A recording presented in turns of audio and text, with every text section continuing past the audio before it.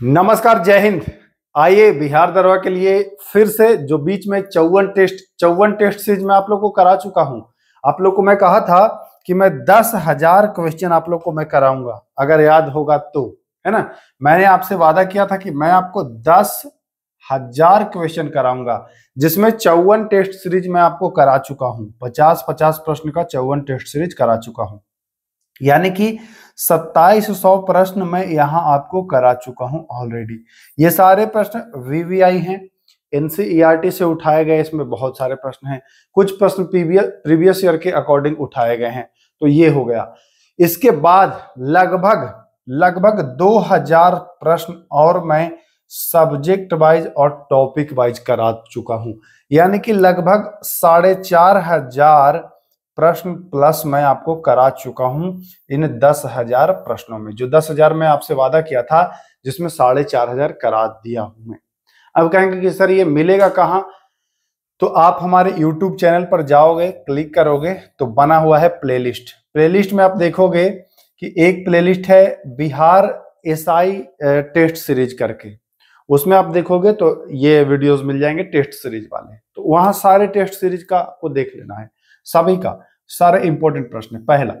दूसरा जो प्लेलिस्ट मिलेगा वह मिलेगा बिहार दरोगा भूगोल करके। इसमें भी लगभग आपको 35-40 वीडियो इसमें भी आपको मैं उपलब्ध कराया हूं। फिर आपको ऐसे ही बिहार दरोगा से प्लेलिस्ट अलग अलग बना हुआ है, बिहार दरोगा मॉडर्न हिस्ट्री, बिहार दरोगा पॉलिटी। तो सब कुछ आप विजिट करके और निःशुल्क घर बैठ करके कर सकते हो तैयारी। तो चलिए हम आते हैं, इसको मिटाते हैं और अच्छे से समझते हैं क्या है क्वेश्चंस और क्या क्या होगा इसका आंसर। सब कुछ बढ़िया से जानेंगे, डिटेल में जानेंगे। चलिए आइए शुरू करते हैं। देखिए बिल्कुल एकदम पैटर्न पर है, जो बिहार दरवा का जो लेटेस्ट पैटर्न है उसी पैटर्न पर क्वेश्चन मैं लाया हूं। तो चलिए शुरू करते हैं। पहला प्रश्न कह रहा है, अमेरिका में फ्री हिंदुस्तान अखबार किसने निकाला था? एक अखबार निकाला गया जिसका नाम था फ्री हिंदुस्तान। आपके सामने ऑप्शन है रामनाथपुरी, लाला हरदयाल, तारकनाथ दास और जीडी कुमार। पहले तो आपको यह बता दें कि फ्री हिंदुस्तान जो था एक मासिक पत्रिका था। क्या था? एक मासिक पत्रिका था। तो यह भी ध्यान रखना है, कभी अगर पूछता है कि भैया फ्री हिंदुस्तान क्या था, तो एक मासिक पत्रिका था। और ये तारकनाथ दास, जी हाँ, किसके द्वारा? तारकनाथ दास के द्वारा शुरू किया गया था। बहुत ज्यादा याद करने की कोशिश ना करिए, वीडियो को बस ठंडे दिमाग से देखते रहें। चीजें आपको लगभग वीडियो के आखिरी में आप देखेंगे कि चीजें लगभग आपको याद हो गई होंगी। तो पैनिक नहीं होना है, आराम से इजीली सब कुछ हो जाएगा। आइए, 1878 ईस्वी का वर्नाक्यूलर प्रेस एक्ट किसने रद्द किया था? बहुत इंपॉर्टेंट है ये वर्नाक्यूलर प्रेस एक्ट जो आया था। सबसे पहले तो ये जान लीजिए कि आया कब था। तो आया था 1878 ईस्वी में। लेकिन यहां आने की बात नहीं की जा रही है, यहां पूछ रहा है कि रद्द कब हुआ था, किसने किया था रद्द। तो देखिए, रद्द जो हुआ था ये 4 साल ही चला था। 1882 में ये आपको रद्द होता दिखाई देगा। कब? 1882 में। लाने की बात करें तो किसने लाया था? तो लाया था लिटन। लेकिन यहां पूछ रहा है कि रद्द किसने किया था। तो रद्द अगर पूछता है तो बताएंगे लॉर्ड रिपन, क्योंकि ईस्वी 1882 है। तो ये पॉइंट भी आपको ध्यान रखना है। रद्द करने की बात कर रहा है तो राइट आंसर हो जाएगा ऑप्शन नंबर सी। यही अगर पूछता है आपसे कि लाया कौन था, तो लाया कौन था? ईस्वी 1878 आपको पता ही है। और लाने वाला कौन था? तो लाने वाला था लिटन। लेकिन पूछ दिया है रद्द कब और किसने। तो ईस्वी भी आपको याद रखना है, और किसने, ये भी आपको याद रखना है, रिपन ने। ठीक है ना। तो यहां पर आपको यही चीज ध्यान देना है। चलिए आइए, तो गदर क्रांति, देखिए गदर पार्टी नहीं, गदर क्रांति, है ना, का सबसे महत्वपूर्ण कारण क्या था? गदर पार्टी की स्थापना तो 1913 में आप देखते हैं लाला हरदयाल। लेकिन गदर क्रांति पूछ रहा है कि इसका कारण क्या था। तो यह गदर क्रांति जो था यह 1914 आपको देखने को मिलता है। 1914। अब आप कहेंगे कि सर 1914 तो प्रथम विश्व युद्ध का समय है, और इसमें मिल भी जाता है ऑप्शन कि प्रथम विश्व युद्ध शुरू हो, है ना। लेकिन ये सबसे महत्वपूर्ण कारण आपसे पूछ रहा है गदर क्रांति का सबसे महत्वपूर्ण कारण पूछ रहा है, तो एक घटना हुई थी 1914 में, कामागाटा मारू। एक जहाज था, कामागाटा मारू नामक जहाज था, यह कनाडा जा रहा था। कहां जा रहा था? कनाडा। और भारतीय यात्रियों को वहां घुसने नहीं दिया गया था, पुनः वापस इनको आना पड़ा था। यही प्रकरण हुआ था कामागाटा मारू। ये भी 1914 में ही हुआ था और गदर क्रांति का मुख्य कारण जो था यही था कामागाटा मारू प्रकरण। तो यहां भी आपको याद रखना है। क्लियर है? क्लियर है। देखिए फिर मैं बता दूं, बहुत ज्यादा याद करने की कोशिश ना करिए, बस वीडियो को देखेंगे आपको चीजें लगभग याद हो जाएंगी। अगर कोशिश करें हो पाए तो एक पेपर और पेन रखें, उसमें पॉइंट छोटे छोटे नोट करते रहें, तब भी आप आसानी से चीजों तक पहुंच पाएंगे एग्जाम में। आइए, पानीपत के युद्ध में बाबर के जीत का मुख्य कारण क्या था? पानीपत का युद्ध, पानीपत में 3 युद्ध हुआ है ना, पहला, दूसरा, तीसरा, सामान्यतः ये आप जानते हैं कि नहीं? तो बाबर जो था वह पानीपत के कौन सा युद्ध में रहा होगा? तो यह प्रथम युद्ध में रहा होगा। तो पानीपत का प्रथम युद्ध हुआ कब था? तो हम जान लेते हैं कि 1526 में हुआ था। लड़ने वाला कौन कौन था? तो बाबर और इब्राहिम लोदी। युद्ध किसके किसके बीच हुआ था? बाबर के साथ, और इसके अपोजिट में कौन था? तो बाबर के अपोजिट में जो था वह था इब्राहिम लोदी, है ना, इब्राहिम लोदी था। इसमें बाबर जो है वह जीत जाता है। यह युद्ध हुआ है 1526 में। ठीक, बाबर के पास एक तुगलमा नीति था, इसी नीति को अपना करके और यह युद्ध को जीतता है। तो यह भी इंपॉर्टेंट पॉइंट है, ध्यान दीजिएगा। पानीपत के बाद हुआ था खानवा का युद्ध। पूछता है और मैच कराने के लिए दे देगा। पानीपत का युद्ध 1526, फिर उसके बाद हुआ था खानवा का युद्ध, है ना। खानवा का जो युद्ध हुआ था वह हुआ था 1527, मतलब इसके ठीक 1 साल बाद। फिर तीसरे वर्ष में हुआ था चंदेरी का युद्ध। कौन सा? चंदेरी का युद्ध। ये हुआ था 1528, ये भी आपको याद रखना है। और चौथा जो हुआ था बाबर, ये भी बाबर, सब बाबर ही लड़ा है। ये हुआ था घाघरा का युद्ध हुआ था, ये हुआ था 1529। एक चीज ध्यान दीजिएगा, इन सारे युद्धों में विजय बाबर ही होता है। सारे युद्धों में विजय जो होता है वह बाबर ही होता है। लेकिन पानीपत प्रथम युद्ध इंपॉर्टेंट है, तुगलमा नीति आपको याद रखना है। क्लियर? आइए चलते हैं। जब्ती प्रणाली किसकी उपज थी? अच्छा, जब्ती प्रणाली किसकी उपज थी? अगर आपसे जब्ती प्रणाली पूछता है तो थोड़ा सा आपको लगता है अलग, लेकिन आप अगर आपसे पूछे कि भैया देखिए क्यों थोड़ा सा और लगेगा, क्योंकि आपने दहसाला बंदोबस्त पढ़ा होगा। दहसाला बंदोबस्त पढ़ा है ना, राजा टोडरमल ने शुरू किया था। और टोडरमल था किसका अंग था? तो अकबर का अंग था। तो अगर टोडरमल ऑप्शन न दे, अगर ऑप्शन टोडरमल न दे, अकबर दे, तो अकबर हो जाएगा आंसर। अगर टोडरमल दे तो टोडरमल होगा। देखिए, दहसाला बंदोबस्त या जब्ती प्रणाली दोनों एक ही चीज है। दहसाला बंदोबस्त या जब्ती प्रणाली दोनों एक ही है, और दोनों की शुरुआत जो है वह अकबर के समय में टोडरमल के द्वारा किया गया है। तो ध्यान दीजिएगा। आइए, यह प्रश्न बहुत इंपॉर्टेंट है, बहुत बार पूछा जाता है। 2 अस्पा सिंह अस्पा यह प्रथा शुरू किया था। 2 अस्पा सिंह अस्पा प्रथा किसने शुरू किया था? तो यह शुरू किया गया था जहांगीर के द्वारा। किसके द्वारा? जहांगीर के द्वारा। 2 अस्पा में होता क्या था कि आपको 2 घोड़े और एक सैनिक की टुकड़ी मिलती थी। सिंह अस्पा में होता था, 2 अस्पा में ये होता था 2 घोड़ा वाला, और सिंह अस्पा में होता था 3 घोड़ा और सैनिक की टुकड़ी। यह जहांगीर ने शुरू करी थी। तो छठा का ऑप्शन बी बिल्कुल राइट हो जाएगा कि किसके द्वारा शुरू किया गया था? तो जहांगीर के द्वारा। आइए देखिए, सरंजमी प्रथा जो शुरू हुआ था यह मराठा से संबंधित था। इनकी भू राजस्व प्रथा था यह सरंजमी प्रथा, ध्यान दीजिएगा। आइए, निम्न में से कौन से ग्रीन हाउस गैस तापमान की बढ़ोतरी में अपना योगदान दे रही है? देखिए, यूं कहेंगे ग्रीन हाउस गैसेस जो है इसमें योगदान तो दे रही है, जलवाष्प भी देता है, कार्बन डाइऑक्साइड भी देता है, मीथेन भी देता है, नाइट्रस ऑक्साइड भी देता है। लेकिन जब ये चारों ऑप्शन रहे तो आपको बेस्ट आंसर चुनना है, और बेस्ट आंसर जो हो जाता है वह सबसे ज्यादा प्रभावित करता है CO2। फिर दूसरे नंबर पर आता है जलवाष्प, है ना, दूसरे नंबर पर यह आता है जलवाष्प। लेकिन सर्वाधिक पूछता है भाई, तो यह सर्वाधिक है कार्बन डाइऑक्साइड CO2।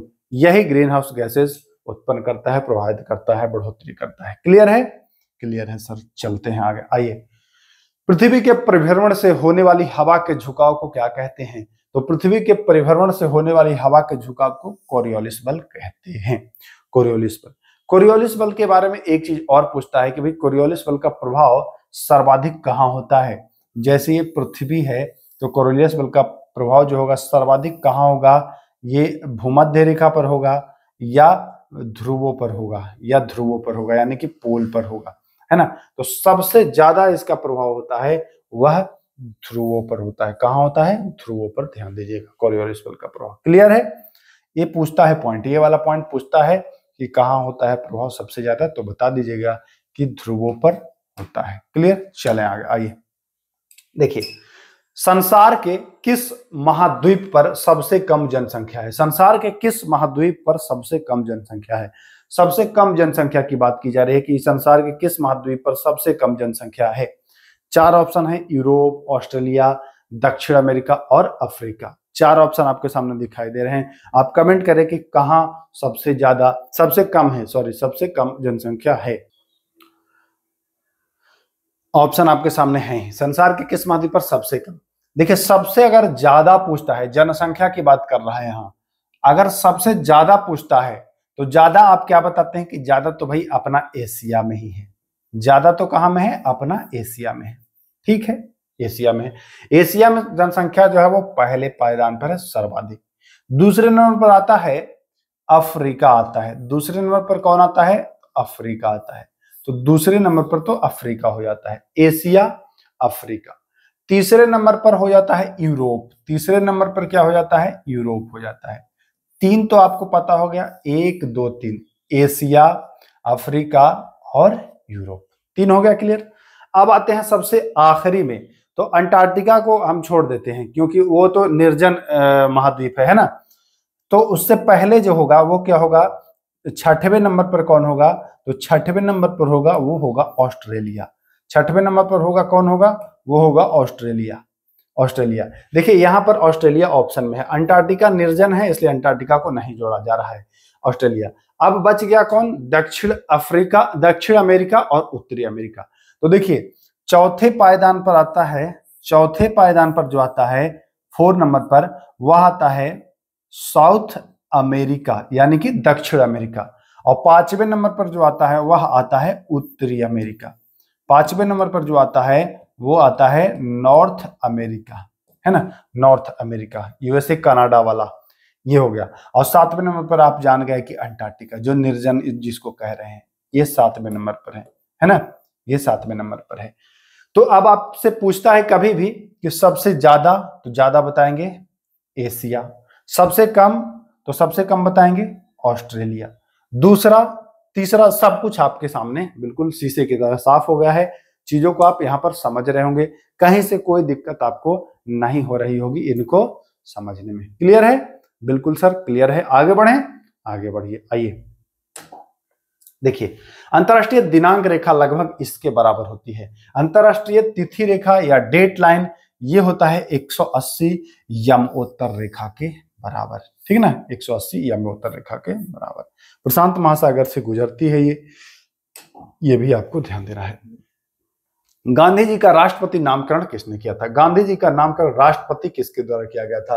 तो राष्ट्रपति नामकरण इनका करने वाले जो थे वह थे सुभाष चंद्र बोस, राष्ट्रपति। तो ध्यान दीजिएगा, गांधी जी को बापू भी कहा गया है ना, राष्ट्रपिता भी कहा गया, राष्ट्रपिता, बापू भी कहा गया। गांधी जी को मलंग बाबा भी कहा गया है, गांधी जी को मलंग बाबा भी कहा गया है, कबीलाइयों के द्वारा कहा गया है मलंग बाबा, तो ये भी ध्यान दीजिएगा, गांधी जी को मलंग बाबा भी कहा गया है।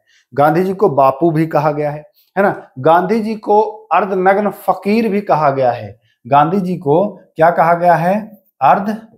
अर्धनग्न फकीर, मतलब कि आधा नंगा फकीर गांधी जी को कहा गया है। तो इतनी बातें गांधी जी के भी बारे में आपको याद रखना है। गांधी जी का जन्म कब हुआ था ये तो आप जानते ही होंगे, मृत्यु कब हुआ था ये भी आप जानते ही होंगे। चलिए चलते हैं आगे। 13वें नंबर सवाल, पवनों का विक्षेपण बल अधिकतम होता है। मैं कोरियोलिस बल के बारे में बता रहा था तो आपको बताया था कि सबसे ज्यादा जो होता है वह ध्रुवों पर होता है। ध्यान दीजिएगा। आइए, अशोक मेहता ने निम्नलिखित में से किसकी सिफारिश की थी? किसकी सिफारिश की थी? किसकी सिफारिश की थी? देखिए, ये पंचायती राज से संबंधित है। पंचायती राज से संबंधित 2-3 समितियां हैं जो आपको याद रखना है। एक तो पंचायती राज की ये त्रिस्तरीय समिति जो था, जो अभी वर्तमान में लागू है, ये बलवंत राय मेहता, यह था बलवंत राय मेहता का था। ये इसका जो गठन हुआ था, ये कब हुआ था? 1957 में इस समिति का गठन। याद रखेगा, पूछता है, मैच कराने के लिए देता है। पंचायती राज की दूसरे स्तर की बात की थी। ये तीसरे स्तर की बात अगर पूछेगा तो 3 स्तरीय बात किया था बलवंत राय। ग्राम पंचायत वाला, जिला परिषद वाला और पंचायत समिति वाला, 3 लेयर की जो बात करी गई है वह बलवंत राय जी के द्वारा 1957 में जो इनकी समिति। 1977 में ये 2 स्तरीय बात करे हैं। कौन? अशोक मेहता। अशोक मेहता वाला मैटर आया है 1977 में। तो ये दोनों आपको याद रखना है कम से कम कि भैया 2 स्तरीय कौन किया था? तो 2 स्तरीय अशोक किया था, और अशोक था 77 में, बलवंत था 57 में। क्लियर? तो ये दोनों पॉइंट कम से कम याद रखिएगा। अशोक मेहता पूछ रहा है, अब आप बताएंगे कि सर ये तो द्विस्तरीय बात कर रहे थे। चलिए, भारतीय संविधान द्वारा निम्नलिखित में से कौन सा अधिकार गैर नागरिकों को भी उपलब्ध है? नागरिकों को तो है ही, वो गैर नागरिकों को उपलब्ध है। तो देखिए, जो मूल अधिकार हैं उसमें जो भारतीय को प्राप्त है लेकिन विदेशियों को नहीं, नोट कर लीजिए, बहुत इंपॉर्टेंट पॉइंट है, पूछता है। भारतीयों को है, विदेशियों को नहीं प्राप्त है। ये अनुच्छेद हैं 15, अनुच्छेद 16, अनुच्छेद 19, अनुच्छेद 29, अनुच्छेद 30। यह विदेशियों को प्राप्त नहीं है। 15, 16, 19, 29, 30 ये हर एग्जाम में अलग अलग तरीके से आपसे पूछा जाता है कि इनमें से कौन सा भारतीय नागरिकों को प्राप्त है लेकिन विदेशियों को नहीं है। 15, 16, 19, 29, 30। तो देखिए, संवैधानिक निराकरण यानी कि संवैधानिक उपचारों का अधिकार ये अनुच्छेद 32 में है। हमने बताया कि यही जो है वो प्राप्त नहीं है विदेशियों को। 5 इसमें 32 का जिक्र है क्या? तो 32 का जिक्र नहीं है, यानी कि यह नागरिकों को, गैर नागरिकों को भी उपलब्ध है। समझ रहे हैं?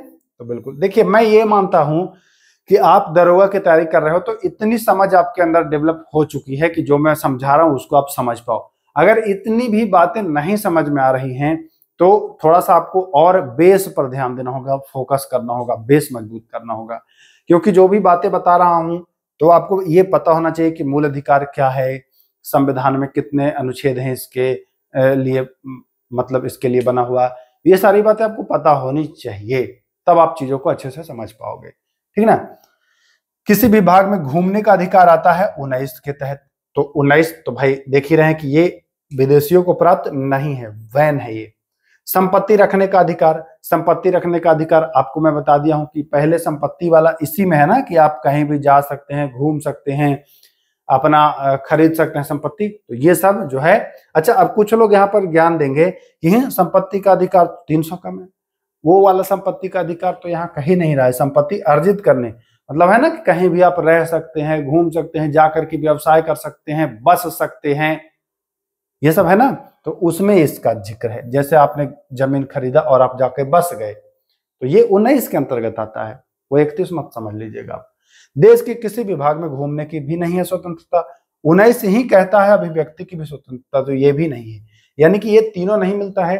और 32 अनुच्छेद उनको उपलब्ध है, निराकरण का अधिकार उनको है। आइए, बिहार में 1857 क्रांति का नेतृत्व किया गया था, तो कुंवर सिंह के द्वारा किया गया था। पटना से अगर पूछा, देखिए यही अगर बिहार में पूछ रहा है तो बिहार में नाम आता है तो आ जाता है कुंवर सिंह का। ठीक ना? अगर पटना से पूछता है, क्वेश्चन देखिए कैसे बदलता है, पटना से पूछता है तब नाम आ जाता है पीर अली का। पटना से नाम आ जाता है पीर अली का। ठीक ना? पीर अली का पटना से नाम आ जाता है। अगर आरा से पूछता है, आरा या जगदीशपुर से पूछता है, आरा से या कहां से पूछता है? जगदीशपुर। आरा से या जगदीशपुर से पूछता है तो तब भी हम कुंवर सिंह का ही नाम लेते हैं। तब भी हम किसका नाम लेते हैं? कुंवर सिंह का। कुंवर सिंह का ही हम नाम लेते हैं। ठीक। कानपुर से, ये दोनों कानपुर से थे।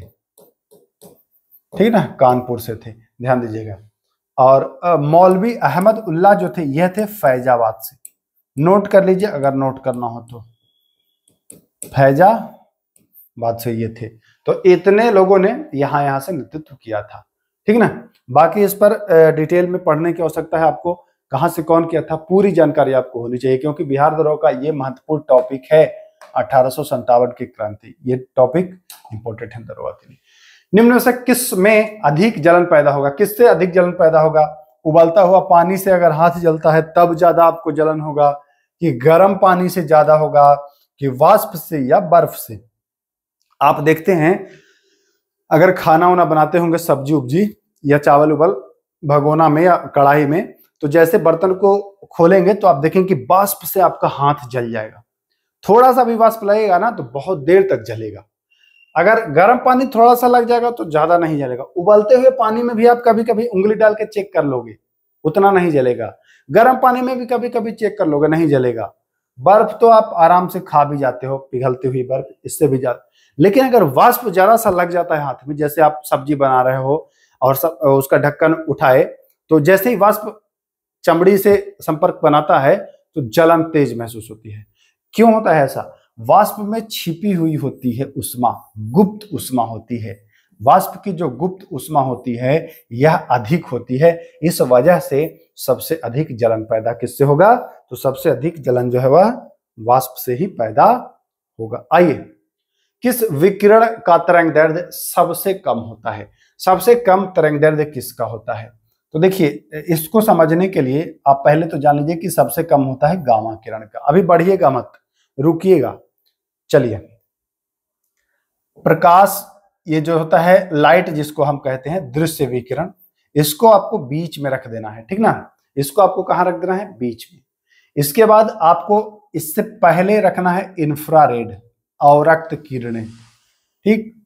इसके बाद आपको रख देना है अल्ट्रावायलेट, मतलब परावैंगनी किरणें। परावैंगनी किरणें के बाद आप आ जाता है एक्सरे। परावैंगनी किरणें के बाद आता है एक्सरे, ठीक। इसके बाद सबसे लास्ट में आ जाता है गामा किरणें। सबसे लास्ट में कौन आता है? गामा किरण, ठीक ना। कौन कौन आ गया? देखिए, ये आ गया है 7वें नंबर पर, तो सबसे कम इसका हो गया है। सबसे कम किसका हो गया? गामा किरणें का। और अगर उससे थोड़ा सा कम कहे तो बताएंगे एक्सरे किरणें का, और अगर उससे थोड़ा सा कम कहे तो बताएंगे अल्ट्रावायलेट यानी परावैंगनी, और उससे कम तो अपना दृश्य प्रकाश, और उससे कम तो इंफ्रारेड, और भी उससे कम है तो हमें उतने की जरूरत नहीं है। हमें सबसे कम पूछ रहा है, जितना पूछे उतना ही बताना है ना। आइए, किस प्रकार के कोयले में कार्बन की मात्रा सबसे अधिक होती है? किस प्रकार के कोयले में सबसे अधिक होती है कार्बन की मात्रा? तो देखिए, पीट जो सबसे कम होता है, पीट सबसे कम, फिर लिग्नाइट उससे कम, फिर बिटुमिनस उससे कम, और एंथ्रासाइट। देखिए समझिएगा, थोड़ा सा कंफ्यूजन यहां पर हो रहा है। इसमें सबसे कम कार्बन, सबसे कम, ठीक। इसमें सबसे अधिक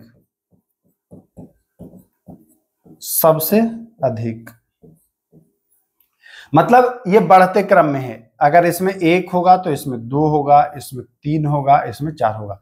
इसमें कम है, फिर इससे थोड़ा सा ज्यादा, इससे थोड़ा सा ज्यादा, और सर्वाधिक हो गया इसमें। तो किस प्रकार के कोयले में सबसे अधिक होगी? तो सबसे अधिक हो जाएगा किसमें? एंथ्रासाइट। और सबसे कम तो पीट। सबसे कम हो जाएगा तो ये कम हो जाता है। तो ये आपको ध्यान देना है। क्लियर है? क्लियर है सर। आइए, चलिए, द्रव्यमान संख्या किसका योग होता है? तो प्रोटॉन और न्यूट्रॉन का जो होता है वह द्रव्यमान संख्या। प्रोटॉन और न्यूट्रॉन का योग जो होता है वही होता है द्रव्यमान संख्या, और केवल प्रोटॉनों की संख्या वो परमाणु संख्या कहलाता है। आइए, किसी तत्व के रासायनिक गुण निर्भर करते हैं, कौन तय करता है? तो इलेक्ट्रॉनों की संख्या जो है वह रासायनिक गुण निर्भर करता है। इलेक्ट्रॉन जो होता है ना, वो बाहरी चक्कर लगाते रहता है, बाहर चक्कर लगाते रहता है इलेक्ट्रॉन। तो यही जो है वह रासायनिक गुण निर्धारित करता है। ध्यान दीजिएगा। पदार्थ का परमाणु सिद्धांत 1808 में जॉन डाल्टन के द्वारा दिया गया था। किसके द्वारा? जॉन डाल्टन के द्वारा। तो ध्यान दीजिएगा। आइए, मानव शरीर में प्रचुर मात्रा में कौन सा तत्व होता है? तो सर्वाधिक होता है ऑक्सीजन। ऑक्सीजन सबसे अधिक होता है। आइए, भारत में संविधान का विचार सबसे पहले किसके मन में आया? वर्ष 1934 की बात है। कब की बात है? वर्ष 1934 की बात है। और थे M.N. राय। किसके मन में आया था सबसे पहले? तो M.N. राय के मन में सबसे पहले संविधान सभा का विचार आया था। तो यहां तक आपको कोई दिक्कत नहीं होनी चाहिए समझने में। अभी और प्रश्न हैं, ऐसा नहीं है कि 24 प्रश्न ही हैं, पूरे 50 के 50 प्रश्न आपको मिलेंगे, तो बने रहिए। आइए, ये M.N. राय 1934। देखिए आगे देखते हैं। भारतीय संविधान के निर्माता के मन तथा आदर्श की झलक मिलती है। अगर आपने हमसे पहले भी पॉलिटी पढ़ा होगा तो पॉलिटी में आपको कहीं भी कोई दिक्कत नहीं होने वाली है। एक भी प्रश्न की आपको नुकसान नहीं होगा, दिक्कत नहीं होगी एक भी प्रश्न में। संविधान निर्माता के मन तथा आदर्श, इनके मन में क्या था जरा सा समझिएगा, थोड़ा सा कॉन्सेप्ट मैं दे दूं। संविधान निर्माता के मन में क्या था कि भैया भारत एक धर्मनिरपेक्ष राज्य हो, समाजवादी हो, संप्रभु हो। अच्छा, ये सारी बातें कहां लिखी हुई हैं? हम भारत के लोग भारत को एक संपूर्ण प्रभुत्व संपन्न लोकतांत्रिक गणराज्य, है ना, यही आपको समाजवादी लोकतांत्रिक गणराज्य सब मिल जाएगा। ये कहां मिल रहा है? तो ये प्रस्तावना में मिल रहा है। तो इनके मन की जो आदर्श और झलक मिल जाएगी, यह प्रस्तावना में मिलती है। प्रस्तावना से पूछता है कि प्रस्तावना में कितनी बार संशोधन हुआ है? तो 1976 में 42वां संविधान संशोधन 1976 में। कौन सा संविधान संशोधन? 42वां संविधान संशोधन से एकमात्र बार संशोधन हुआ है, केवल एक बार, केवल एक बार। तो यह भी आपको ध्यान देना है, एक बार। पूछता है कि प्रस्तावना में भारत शब्द का उल्लेख कितनी बार है? तो हम भारत के लोग, पहली लाइन आप पढ़ते हो तो हम भारत के लोग, फिर दूसरे लाइन में आता है भारत को, बस यही दो जगह है, हम भारत के लोग और भारत को। तो दो बार भारत शब्द का भी जिक्र है, तो यह भी दीजिएगा। यह संविधान का भाग है, पहले इसको नहीं माना जाता था लेकिन अब संविधान का भाग है। मूल अधिकार अनुच्छेद 12 से 35 तक है, संविधान के भाग 3 में है। राज्य के नीति निषेध तत्व 35 के बाद 36 से 51 तक है, ये भाग 4 में है। स्वतंत्र न्यायपालिका, कार्यपालिका और न्यायपालिका का पृथक्करण अनुच्छेद 50 आप पढ़ते ही होंगे। कार्यपालिका और न्यायपालिका का जो पृथक है वह अनुच्छेद 50 में है। 50 में है ना, कार्यपालिका अलग रहेगी और न्यायपालिका अलग रहेगी, ये दोनों का अलग अलग है, यह ध्यान दीजिएगा। यह भाग कितने में है? तो यह भाग 3 में है। यह भाग कितने में है? तो यह भाग 4 में है, ठीक ना। तो ये ध्यान दीजिएगा, इतनी बातें आपको समझ में आया हो। आइए, संविधान को तैयार करने में लिया गया 2 वर्ष 11 महीना और 18 दिन, मतलब 3 साल में 12 दिन कम था। 2 वर्ष 11 महीना 11 माह, है ना, और 18 दिन, यानी कि 3 वर्ष में थोड़ा सा कम, तो ये समय लिया गया था। आइए, भारतीय संविधान के किस भाग में नगर पालिका के बारे में बताया गया है? नगर पालिका और ग्राम पंचायत दोनों आपको अलग अलग मिलता है ना। पंचायत और नगर पालिका, पंचायत मिलता है वो भाग 9 में मिलता है, लेकिन नगर पालिका पूछ रहा है तो नगर पालिका 9A में। और अनुच्छेद इसके लिए बना है 243 पी से लेकर के 243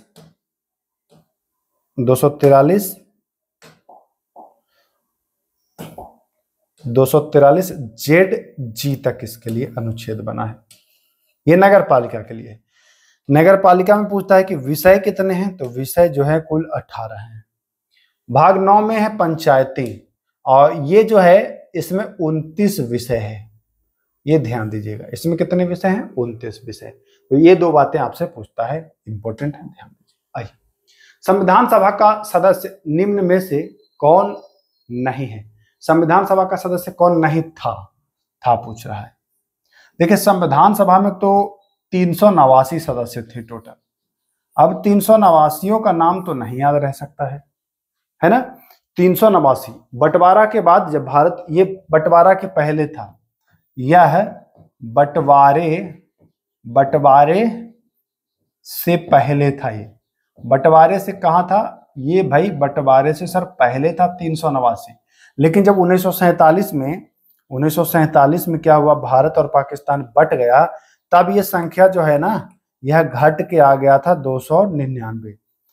तब भी सर 299 लोगों का नाम कैसे याद रखेंगे? संविधान सभा में पूछ रहा है, प्रारूप समिति में नहीं पूछ रहा है। तो ये एक चर्चित नाम है। गांधी जी तो चर्चित थे ही, ये 299 का हिस्सा नहीं थे, यानी कि संविधान सभा का हिस्सा नहीं थे गांधी जी। अब गांधी जी का चर्चित नाम है क्योंकि भारत की आजादी के लिए उन्होंने सब कुछ अपना त्यागा, तब भी वो संविधान सभा के जो सदस्य थे वो नहीं थे। इस वजह से ये नाम हो जाता है महत्वपूर्ण। आइए, निम्न में से कौन सी नदी मुहाना डेल्टा नहीं बनाती है? नर्मदा और ताप्ती। नर्मदा और ताप्ती ये डेल्टा नहीं बनाती है, ताप्ती भी नहीं बनाती है और नर्मदा भी नहीं बनाती है। तो ये भी ध्यान दीजिएगा, ये हो जाएगा सी राइट आंसर, ठीक है ना। दक्षिण भारत की सबसे लंबी नदी, ये होता है दक्षिण भारत की सबसे लंबी नदी है ये गोदावरी। दक्षिण भारत की सबसे लंबी नदी कौन सी है भाई? गोदावरी। ये लंबाई पूछ दे कभी तो बताएंगे 1465 किलोमीटर, है ना, ये इसकी लंबाई है, ठीक, गोदावरी की। महानदी उड़ीसा से संबंधित है और ये गोदावरी और ये कावेरी दोनों निकलते हैं ब्रह्मगिरी पहाड़ी से, ध्यान दीजिए। आइए, कच्छ का रण क्या है? कच्छ का रण एक दलदल है। आइए, क्षेत्रफल के हिसाब से भारत का सबसे बड़ा राज्य, क्षेत्रफल के हिसाब से सबसे बड़ा राज्य कौन सा है भाई? तो याद रख लीजिएगा, राम मऊ। देखिए, सबसे बड़ा राज्य, एक नंबर पर आता है राजस्थान, एक नंबर पर आता है कौन? तो सर राजस्थान, ठीक ना। दूसरे नंबर पर म है, यानी कि मध्य प्रदेश, महाराष्ट्र नहीं, मध्य प्रदेश। तीसरा म जो है वह है महाराष्ट्र। 4 राज्य कम से कम याद रखिएगा, उत्तर प्रदेश। क्लियर है? राम मऊ अगर याद रखते हैं तो देखिए, सबसे बड़ा राज्य हो जाएगा क्या? तो हो जाएगा क्षेत्रफल के हिसाब से राजस्थान। क्षेत्रफल के हिसाब से सबसे बड़ा कौन हो गया? तो राजस्थान हो गया। तो ठीक, क्लियर है। अच्छा, जनसंख्या घनत्व सबसे ज्यादा किस राज्य का है? तो जनसंख्या घनत्व पूछेगा। देखिए, घनत्व अगर आपसे पूछे घनत्व, तो 1104 व्यक्ति प्रति वर्ग किलोमीटर है, ये बिहार का है, जनसंख्या घनत्व है। लेकिन सबसे ज्यादा जनसंख्या किस राज्य में है? तो जनसंख्या की अगर बात करेंगे तो नंबर 1 आ जाता है उत्तर प्रदेश। क्लियर? इतनी बातें आपको दिमाग में रखना है। देहरादून किसका अंश है? तो शिवालिक श्रेणी का हिस्सा है देहरादून। आइए, हिमालय पर्वत का भारतीय क्षेत्र में उच्चतम शिखर, बहुत बढ़िया प्रश्न है और इसको मैक्सिमम बच्चे गलत करते हैं। क्यों गलत करते हैं आज हम लोग समझेंगे, आज के बाद गलत नहीं करेंगे। देखिए, यहां तीन चीज आपको याद आता होगा। एक तो आपको याद आता होगा माउंट एवरेस्ट, एक तो जब हिमालय का नाम आता है तो एक आपके मन में आता होगा माउंट एवरेस्ट, ठीक है सर। एक आपको आता होगा गाडविन ऑस्टिन, जिसको K2 भी आप कहते हैं, गाडविन ऑस्टिन नहीं, और एक नाम आता होगा आपको कंचनजंगा। ये 3 नाम आपको याद आता होगा, कंचन, 3 नाम आता होगा। देखिए, तीनों में कब आंसर बदलता है जरा ध्यान से। जब आपसे पूछे कि हिमालय की सबसे ऊंची चोटी, जिसमें किसी देश का नाम नहीं ले, हिमालय की सबसे ऊंची चोटी, तो बताएंगे माउंट एवरेस्ट, यही बताएंगे, ये हिमालय की सबसे ऊंची चोटी है। इसकी जो अगर ऊंचाई की बात करते हो आप तो 8850 मीटर, कहीं 48 मीटर भी देता है, ये हो जाता है, ठीक ना। गाडविन ऑस्टिन जो है, यही मैं लिख देता हूं, गाडविन ऑस्टिन ही लिख देता हूं, है ना।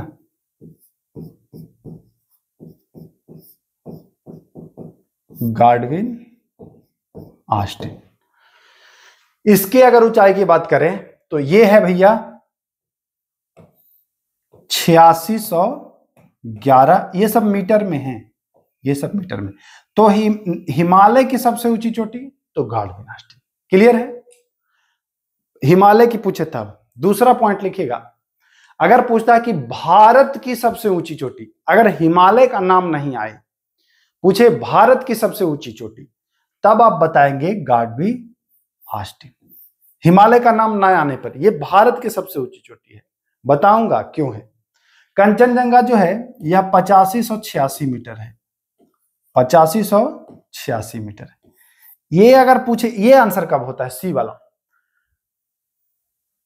भारत में हिमालय की सबसे ऊंची चोटी, यही पूछ रहा है कि भारतीय क्षेत्र में उच्चतम शिखर किसका, हिमालय का, यानी हिमालय का भारत में सबसे ऊंचा शिखर कौन है, तो हिमालय का भारत में 8586 कंचनजंगा है। अब आप कहेंगे कि गाढ़विनाष्टी बता रहे हैं 8600 और सबसे ऊंचा भारत में बता रहे हैं 8586, क्या गाढ़विनाष्टी इसका मतलब भारत में नहीं है? गाढ़विनाष्टी भारत में है, लेकिन वो हिमालय का भाग नहीं है, ये दिमाग में रखना है। वो ट्रांस हिमालय का भाग है। ये जो गाढ़विनाष्टी है ये किसका भाग है, तो सर ये ट्रांस हिमालय का भाग है।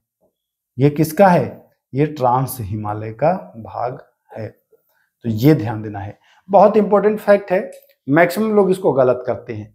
अगर ऑल ओवर पूछे तो माउंट एवरेस्ट, अगर भारत की सबसे ऊंची पूछे, हिमालय का जिक्र ना करे तो गाढ़विनाष्टी 8611, अगर भारत में हिमालय की पूछे तो कंचनजंगा। क्लियर? क्लियर है। तो राइट आंसर क्या हो जाएगा, कंचनजंगा। चलिए, दोदा बेटा किसकी चोटी है, तो नीलगिरी की सर्वोच्च शिखर है दोदा बेटा। अरावली की ऊंची चोटी जो है वह है गुरु शिखर। अरावली की क्या है, गुरु शिखर है ना। और सतपुड़ा की जो है वह है धूपगढ़ी, धूपगढ़ी, और ये पश्चिमी घाट का है, पश्चिमी घाट का है, ध्यान दीजिए। चलिए, जवाहर सुरंग बनिहाल दर्रे से है। आइए, मिश्रित अर्थव्यवस्था का क्या अर्थ है? मिश्रित अर्थव्यवस्था में सार्वजनिक क्षेत्र और निजी क्षेत्र दोनों शामिल होता है। देखिए, कृषि और उद्योग दोनों को नहीं, अर्थव्यवस्था में सार्वजनिक क्षेत्र के साथ निजी क्षेत्र, यानी कि बी ऑप्शन सही हो जाएगा। आइए, एक बंद अर्थव्यवस्था, बंद का मतलब कि बंद, आना भी बंद और जाना भी बंद, यानी कि आयात भी नहीं हो और निर्यात भी ना होता है, तो ये हो जाएगा सी वाला राइट आंसर, आयात निर्यात दोनों बंद। आइए, इनमें से कौन सा रोग वायु द्वारा फैलता है? तो जानते हैं खांसी जुकाम वायु द्वारा फैल ही जाता है, और ये वायरस जनित रोग है। ये किसका है? ये वायरस जनित रोग है, ठीक ना।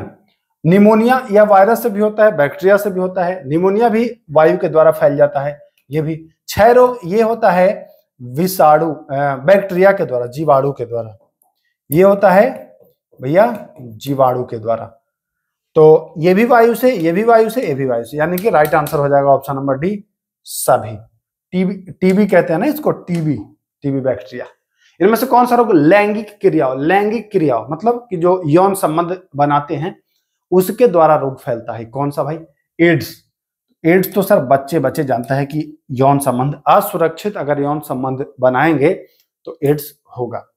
उसी प्रकार ऑप्शन है सिफिलिस, निमोनिया अभी देखा आपने कि वायरस से होता है, ये लैंगिक संबंध से नहीं होता है। सिफिलिस भी होता है असुरक्षित यौन संबंध बनाने से, और एड्स भी। तो राइट आंसर एड्स और सिफिलिस। इसके बचाव है, एड्स और सिफिलिस के बचाव है, अगर आप यौन संबंध बनाते हो तो कंडोम का इस्तेमाल करो, और तब आप एड्स और सिफिलिस जैसे बीमारियों से बच सकते हो। हालांकि यौन संबंध के अलावा भी एड्स फैल सकता है। यौन संबंध अगर ना भी बनाते हैं तब भी एड्स फैल सकता है। कैसे? किसी एड्स पीड़ित व्यक्ति को अगर कोई इंजेक्शन दिया गया, वही इंजेक्शन फिर आपको उसी से दे दिया गया, तब भी फैल सकता है। एड्स पीड़ित व्यक्ति के खून से आपके खून के संपर्क में आने से भी ये फैल सकता है ना। तो ये बातें ध्यान देना है। बाकी ये दोनों जो है यह शारीरिक लैंगिक क्रियाओं के द्वारा ये दोनों फैल जाता है। तो राइट आंसर हो जाएगा एड्स और सिफिलिस दोनों, है ना। तो जब भी यौन संबंध बनाएं असुरक्षित ना बनाएं, कंडोम के साथ बनाएं। मलेरिया परजीवी में जनन कैसे होता है? मोस्ट इंपोर्टेंट है ये प्रश्न। देखिए, जनन वाला प्रश्न पूछता है, ये उठाया गया है आपको एनसीईआरटी से, आपको हर जगह नहीं मिलेगा। तो मलेरिया परजीवी यानी कि प्लाज्मोडियम की बात कर रहा है। देखिए आपको कैसे उलझाएगा, अब डायरेक्ट आपने रटा है प्लाज्मोडियम, आपसे पूछ देगा मलेरिया परजीवी, है ना। तो प्लाज्मोडियम में जो जनन होता है वह कैसे होता है, मल्टीपल फिजन यानी कि बहुखंडन के द्वारा होता है, बहुखंडन के द्वारा। एक और इंपॉर्टेंट है इसमें, तो राइट आंसर इसका बी हो जाएगा। एक और इंपॉर्टेंट है हाइड्रा, ये पूछता है कि हाइड्रा में जनन कैसे होता है। हाइड्रा में जो जनन होता है वह होता है मुकुलन यानी बडिंग के द्वारा।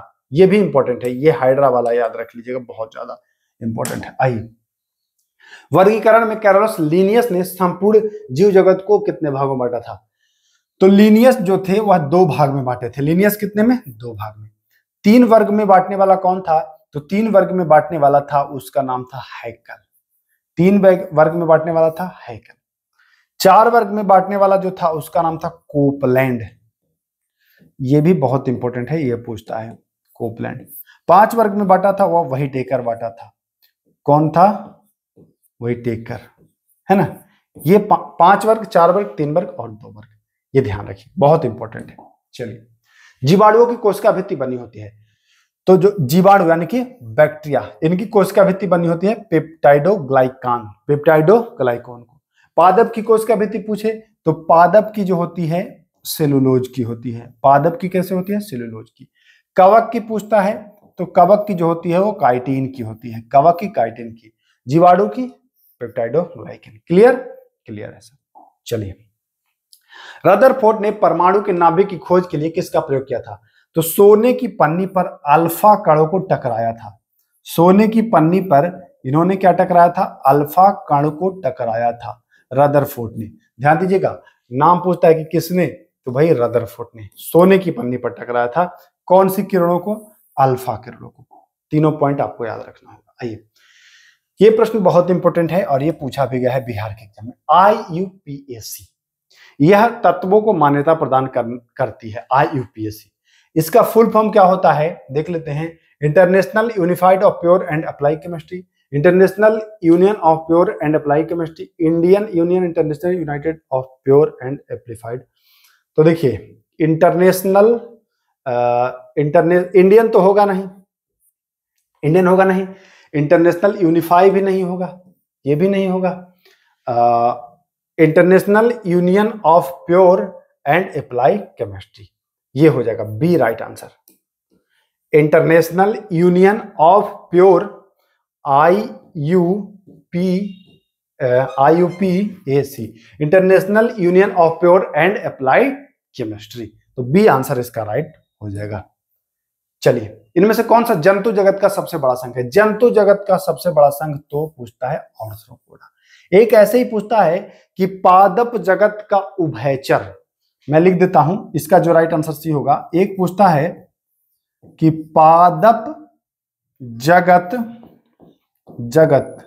किंगडम, है ना, उभयचर मतलब एम्फीबियंस, जैसे मेढक होता है ना, जंतु मेढक, कछुआ, सांप, ये पानी में भी रह लेता है और जल में भी रह लेता है। वैसे ही पौधे उभयचर,